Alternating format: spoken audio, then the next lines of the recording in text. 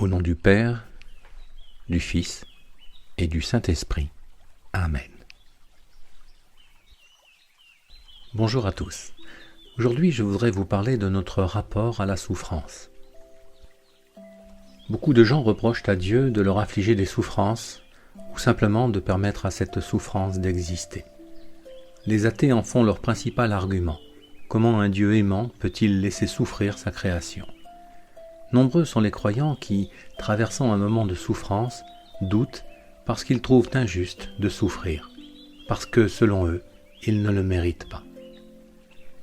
La religion judéo-chrétienne aborde généralement la souffrance comme un châtiment ou une mise à l'épreuve de Dieu, parce qu'elle ne sait pas comment l'expliquer.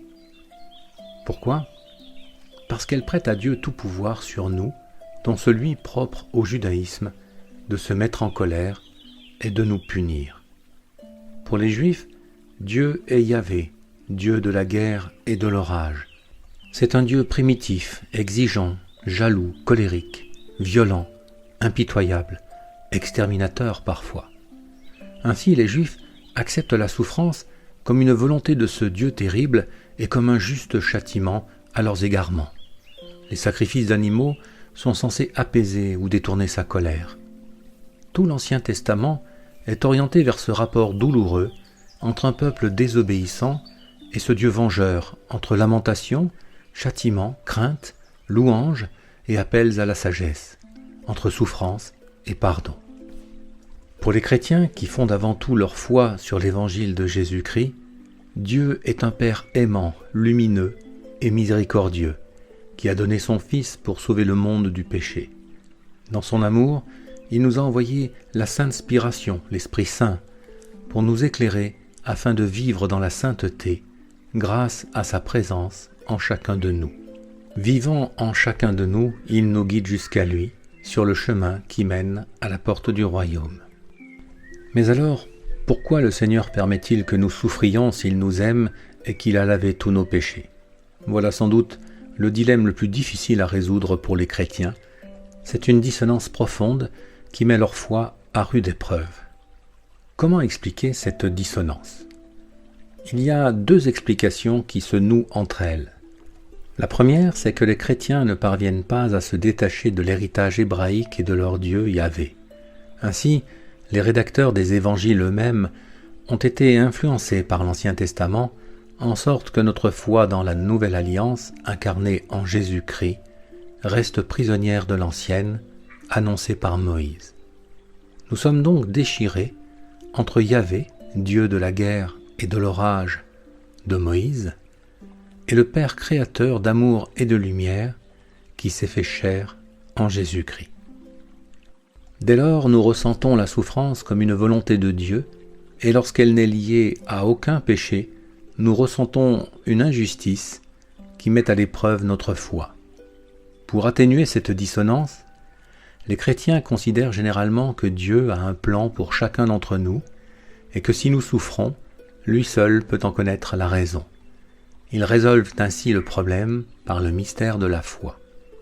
Or, cela ne résout rien, bien au contraire. C'est d'ailleurs la seconde explication.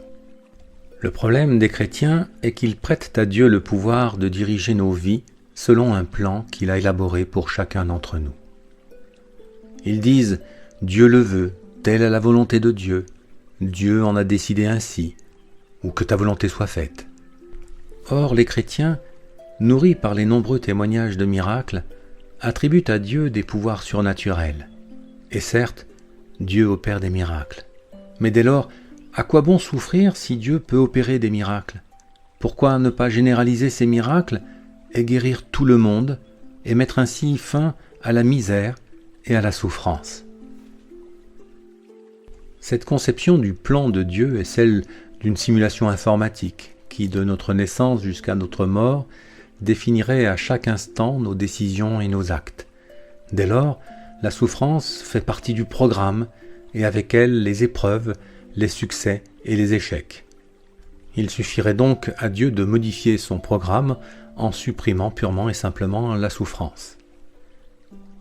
Selon cette vision, nous vivons dans un monde fermé dont les limites sont également les limites de Dieu. Or Dieu, par définition, est éternel, infini, donc sans limite. De fait, Dieu étant infiniment plus intelligent qu'un programmeur informatique, il a créé l'univers et la vie, et c'est dans cette création du monde qu'il a exprimé sa volonté en définissant les lois mathématiques, physiques, chimiques ou biologiques qui régissent l'univers et la vie. Ces lois sont d'une telle complexité qu'il a fallu des siècles à l'homme pour les découvrir et pour les comprendre. Einstein lui-même a consacré sa vie à essayer de comprendre ce qu'il appelait la pensée de Dieu. La vie, quant à elle, est autonome grâce au code ADN. Elle se développe et s'organise selon les lois de la nature que Dieu a mis en place, avec une infinité de possibilités. La vie est donc faite d'accidents, de crises, de succès, de hasards, et en même temps, dans sa globalité et dans sa dynamique, elle est la volonté de Dieu. Ainsi, Dieu ne régit pas les petits aléas de la vie. Il en a défini les modalités par des lois. La souffrance est un aléa de la vie, et la vie terrestre est un combat. Celui qui refuse de lutter pour la vie, il meurt. Mais ce faisant, il refuse de vivre, et donc de faire la volonté de Dieu. Alors sa mort est définitive. La souffrance n'est donc pas une sanction de Dieu, elle est une modalité de la vie. Si Dieu nous parle par la sainte spiration, le Saint-Esprit, il est comme un père qui conseille et qui guide son enfant afin qu'il ne trébuche pas. Si l'enfant ne l'écoute pas, il perd l'équilibre et tombe. Ce n'est pas une punition du père face à sa désobéissance, c'est une simple conséquence de la loi naturelle de la gravitation. Un rocher peut se détacher d'une montagne, c'est aussi la loi de la gravitation. La dégénérescence cellulaire est une loi biologique, de même les accidents et les transformations génétiques, de même la maladie qui est un dérèglement, une crise de notre système immunitaire. Une gazelle se fait dévorer par un lion, c'est une loi biologique. Est-ce injuste ? C'est la vie, c'est juste la vie et rien d'autre. Les virus sont indispensables à la vie, mais certains sont mortels. Tout cela fait partie de l'équilibre de l'univers, de l'équilibre de la vie. Et c'est l'équilibre de la vie comme celui de l'univers qui témoigne de la perfection de Dieu. Voilà donc pour ce qui revient à Dieu. Mais n'oublions pas les hommes, car à l'évidence, Dieu nous a laissés libres de suivre sa parole ou de suivre nos instincts les plus bas. C'est pourquoi ne l'oublions pas. La plupart de nos souffrances viennent de nous-mêmes et des hommes. Ainsi, Dieu nous donne l'intelligence de comprendre ses lois. À nous d'en faire ce que nous voulons. Ce n'est pas la volonté de Dieu, mais la nôtre, que d'utiliser les lois de la chimie pour fabriquer soit des médicaments, soit des explosifs ou encore des poisons violents. Ne faisons donc pas Dieu à notre image et laissons-lui l'intelligence infinie que nous n'avons pas. Dieu n'est ni mesquin, ni faible, ni méchant, ni borné, ni cupide, ni dépravé. Ni injustice ni châtiment donc, juste la vie sur terre, avec ses limites, ses difficultés liées à la matière et aussi à la volonté des hommes. Au demeurant, l'aventure de la vie se termine un jour ou l'autre, et c'est aussi une loi de Dieu. Et parce qu'elle se termine, qu'importe l'heure, la raison et la cause, il faut l'accepter et s'y préparer.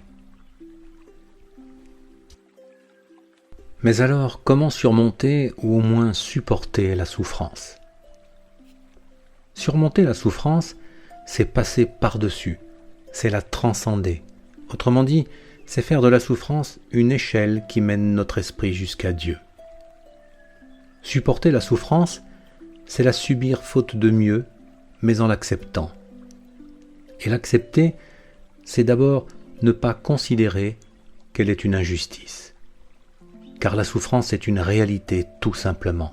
Nul ne l'évite, nul n'y échappe. Les bouddhistes invitent à l'embrasser afin de calmer notre colère par la maîtrise de soi grâce au yoga de la méditation.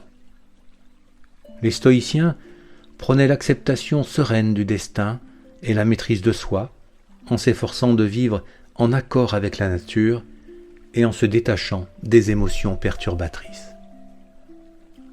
Le christianisme nous dit la même chose, avec en plus la puissance et l'amour de Dieu.